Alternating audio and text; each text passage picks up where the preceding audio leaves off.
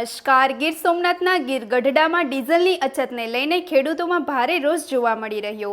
કિસાન સંઘ દ્વારા મામલતદારને આવેદનપત્ર પાઠવી ખેડૂતોને પૂરતું ડીઝલ ઉપલબ્ધ કરાવવાની માંગ કરવામાં આવી। ગીર ગઢડા પેટ્રોલ પંપ પાસે 1 થી 1.5 કિલોમીટર સુધી ટ્રેક્ટરોની લાંબી કતારો જોવા મળી રહી।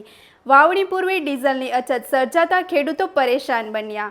વધુ સમાચાર માટે જોડાયેલા રહો આરપી ગુજરાત ન્યૂઝ રાજકોટ।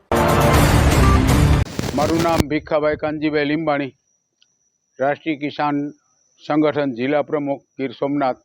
આજનું તમે આવેદનપત્ર આપ્યું છે કેમ છે? ખેડૂતની જે મુસીબત છે એની સામે સરકારની અણઘડ આવડતને હિસાબે ખેડૂતોને એક ટ્રેક્ટરની અંદર 40 લીટર ડીઝલ આપે છે। તો 40 કિલોમીટરથી આવતો હોય ત્યારે 50% તો રસ્તામાં ડીઝલ વહી જાય। ખેડૂત ખેતી નથી કરી શકતા। અત્યારે એકદમ મોસમ ભરાઈ આવી છે, ખેડૂતોને ખેતીમાં ડીઝલ અને ટ્રેક્ટરની તાંતી જરૂર હોય। સરકાર આમાં સુધારો કરે। ખેડૂતો સાથે ટીપણા લઈ જાય તો એ બેરલ ટીપણા ભરવાની ના પાડે છે।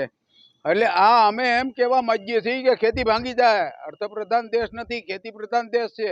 તમે ખેડૂતોને જોઈએ એટલું ડીઝલ, ખાતર ટાઈમે ખાતર આપો, લાઈનમાં ઊભા રાખવાના બંધ કરો।